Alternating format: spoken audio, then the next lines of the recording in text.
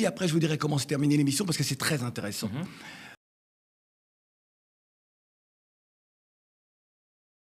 Je me suis demandé pourquoi finalement j'étais là aujourd'hui pour entendre toute cette inhumanité que je viens d'entendre. Il est hors de question que les Palestiniens aillent sur une autre terre que leur terre ancestrale. C'est leur terre. Lorsque j'entends ici dire « mais cette bande est trop petite pour autant d'habitants », peut-être que si on n'avait pas grignoté sur le territoire des Palestiniens depuis la création de l'État d'Israël, peut-être que nous n'en serions pas là. Et puis j'ai envie, quelques instants, revenir à l'être humain que je suis. S'il vous plaît, je suis un Guadeloupéen, je suis un Afro-Caribéen de la Guadeloupe. Mes ancêtres ont été déportés d'Afrique. Ils ont été déportés pour être esclaves sur leur terre d'infortune. Et enfant, ma mère a toujours eu on avait une proximité avec la communauté juive parce que nous avions subi les affres de l'histoire et les génocides. Et aujourd'hui, d'entendre des franco-israéliens ou en tout cas des francophones qui appartiennent à la même nation que la mienne, entendre des personnes de confession juive, puisque deux de vos intervenants portent une kippa, de les entendre parler de déportation me gêne terriblement. Je ne comprends. Non, mais attendez, arrêtez, c'est pas nos termes. Il y a des mots qui ne sont pas acceptables. Moi, je n'accepte pas. Je ne vous ai pas Sachez, monsieur, que le terme de déportation, chez nous, ça a un ressenti particulier. Ah, parce que vous considérez qu'Auschwitz, c'est la même chose. Les Africains n'ont pas été déportés. Vous considérez qu'Auschwitz... Les Africains n'ont pas été déportés. Non, monsieur. La déportation, non, monsieur. Allez, je me casse. Eh bien, cassez-vous. Parce que c'est raciste. Vous parlez de déportation. Auschwitz, ça vous dit quelque chose? Auschwitz, ça vous dit quelque chose? Ah oui, les Noirs, s'il vous plaît. 6 millions de morts, c'est vous? Pardon, les Africains? 6 millions de morts, 6 millions de gens. Ah oui, qui ont été dans les camps de concentration, dans les chambres à gaz. Eh bien, ça n'a rien à voir, monsieur. On ne mélange pas la tout. Non, monsieur. Donc, comparaison n'est pas raison. On n'utilise pas les termes de déportation comme ça. Je ne voulais pas parler. Vous vouliez partir si vous voulez. Mais n'utilisez pas le terme de déportation de cette matière-là. Et après, je vous dirai comment se terminer l'émission parce que c'est très intéressant. Bonjour les amis, où que tu sois dans le monde, mon ami, je te passe mon bonjour.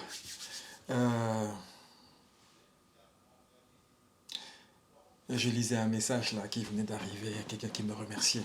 Les amis, où que tu sois dans le monde, je te passe mon bonjour les amis. Les amis, une petite vidéo vite fait. Je ne sais pas si vous avez vu le clash qu'il y a eu sur cette chaîne. Bon, je ne citerai pas pour ne pas faire de la pub. Regardez vous-même. Le monsieur, je viens de le découvrir, je ne le connaissais pas. En face, je sais que c'est... Il me dit quelque chose sa tête. Je ne sais pas si c'est l'avocat de Zemmour ou un truc comme ça. C'est bien possible. Mais ceci dit, donc c'est bien... En fait, je fais cette vidéo juste pour dire que dans les vidéos précédentes, je parlais toujours, je disais toujours que tous ces gens-là qui viennent à la télé, les Zemmour, les Jean Messia, toute cette sphère-là, hein, des gens qui s'opposent à la cohabitation entre différentes cultures, qui voient le mal partout, parce que c'est pas parce qu'on fait partie des cultures différentes qu'il y a forcément le mal, qu'il y a forcément quelque chose de négatif. D'ailleurs, non. D'ailleurs, moi, je pense que c'est une bonne chose. C'est cela est fait, évidemment, dans les règles de l'art. Donc, comme je l'ai toujours dit, que le mal, le côté négatif dans les cultures, ils sont toujours minoritaires. Et ces gens-là se servent de cette minorité pour faire leur gagne-pain. Donc ça, je l'ai toujours dit.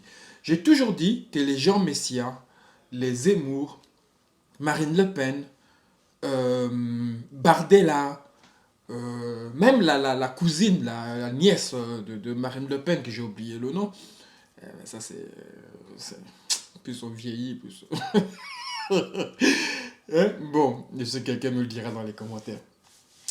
Tous ces gens-là, moi j'ai toujours dit que c'est des gens qui n'ont pas voulu se lever le matin pour aller bosser. Et la voie qu'ils ont choisie, eux, c'est une niche.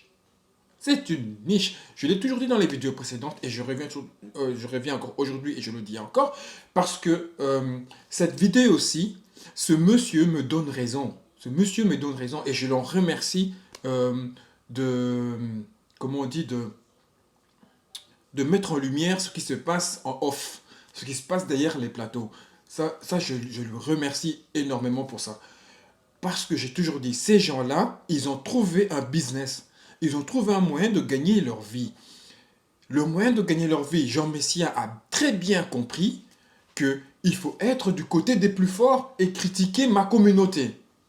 Je serai aimé par la communauté européenne, par la communauté française, je serai aimé par eux.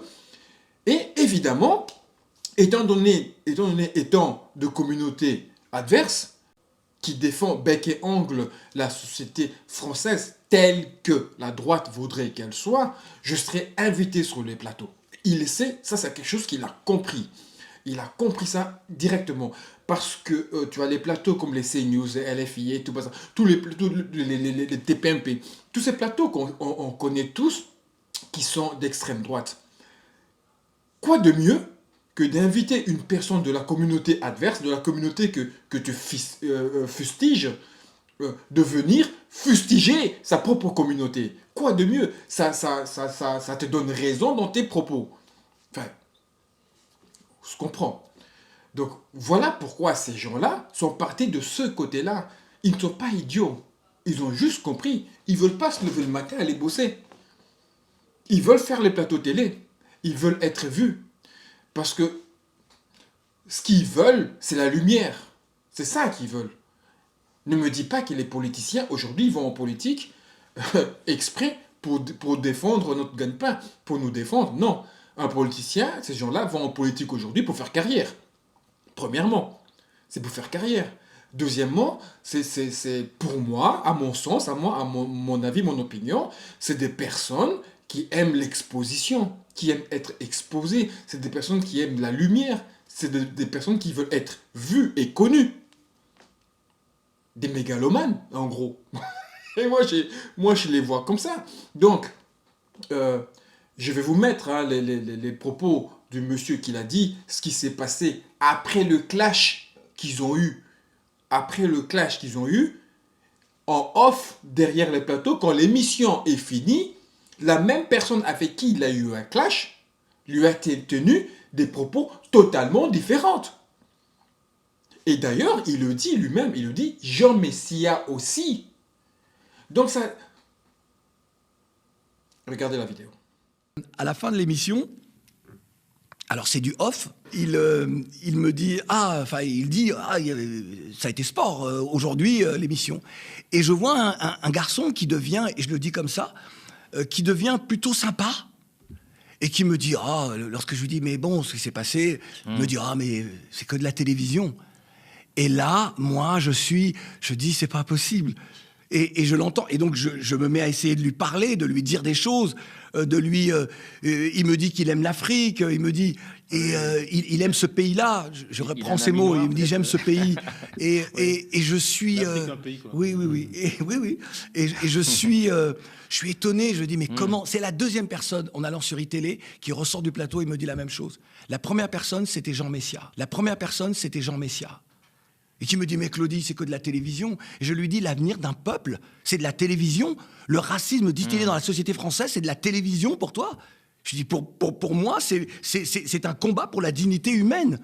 Je ne peux pas accepter ce que tu es en train de me dire. Ça, j'avais dit ça à Jean Messia. Mais donc, tout ça pour dire que j'ai quelqu'un qui me parle normalement.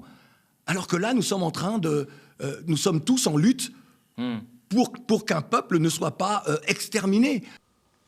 Donc ça me donne raison, parce que je l'ai toujours dit, ces gens-là, oui, ils sont peut-être racistes, oui, ils sont peut-être tout ce que vous voulez, mais je dirais ça peut-être d'un Le Pen, d'un Zemmour et tout. Mais un Messia, moi je suis persuadé qu'un Messia a trouvé le business. Il a trouvé un business, point barre. Chez le Goumi, il a trouvé un business. C'est des personnes qui n'ont pas de dignité, qui n'ont pas de fierté, pour réussir, ça les dérange pas de, de remuer hein, d'aller toucher là où il faut pas. Ça ne les dérange pas à partir du moment où ils ont leur vie aisée qu'ils ont souhaité d'avoir. Parce que si ce n'était pas le cas, alors explique-moi, pourquoi irait-il derrière le plateau, après l'émission, aller tenir d'autres propos? Aller dire à ce monsieur, vous avez entendu ce qu'il vient de dire là, on ne va pas le traiter de menteur non plus, parce qu'il peut se faire attaquer. L'autre, il peut le poursuivre. Donc s'ils ne le poursuivent pas, s'ils ne l'attaquent pas, bon, peut-être parce qu'ils ne trouvent pas l'intérêt de l'attaquer, parce qu'ils se disent que personne va le croire, ou peut-être parce que c'est la vérité, tout simplement. Si tu es vraiment raciste, si le propos que tu tiens sur les plateaux télé, c'est vraiment des convictions que tu as, mais même quand on va en off derrière, je garderai les mêmes propos, je tiendrai toujours les mêmes propos. Si en off, tu changes, tu vas dire « Oh, ouais mec, ce n'est que de la télé, donc c'est du show, on fait ça pour le business, on fait ça pour le pognon, on a été invité, on a été payé, donc... Pourquoi on a été invité? Pourquoi toi tu as été invité et ils m'ont invité moi en même temps? Parce qu'ils voulaient que ça clash entre nous deux. Donc on leur a donné un peu ce qu'ils voulaient. Et voilà, on a été payé, c'est bon, quoi, c'est tout. Et voilà, prends pas la tête, quoi. En gros, c'est un peu ça, quoi. Donc, voilà. Moi, j'ai été content que le monsieur dévoile un peu la vérité des coulisses, hein, parce que dans les coulisses, il y a beaucoup de choses qui se passent, parce que beaucoup ne parlent pas. Voilà, je suis persuadé que j'ai raison, je suis persuadé, à moins qu'on me prouve du contraire, évidemment, donc moi je l'ai toujours dit, moi tu me prouves le contraire, si ça me convainc, oui, ok, je te dirai oui. Mais voilà, moi je suis persuadé que les Shell Goumi, les Jean Messia, tous ces gens-là, c'est purement business. Même Le Pen, c'est business. Il a juste continué la société que son papa a laissée. Parce que moi, c'est comme ça que je le vois. C'est une société. Il y a un petit PME, là, tu vois. C'est une société, c'est un business.